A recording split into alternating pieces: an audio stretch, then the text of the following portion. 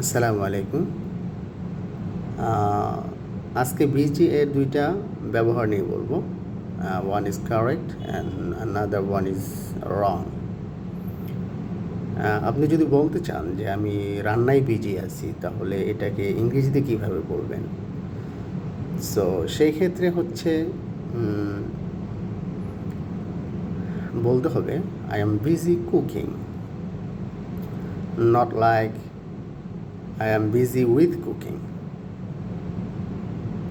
So you better not to use preposition with after busy.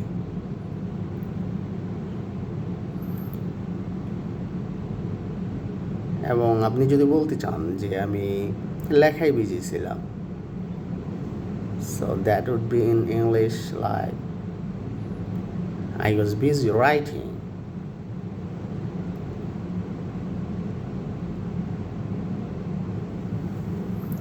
আমি অফিসের কাজে busy ছিলাম,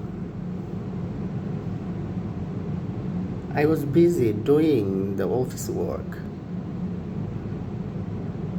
So I think from now on you will use the correct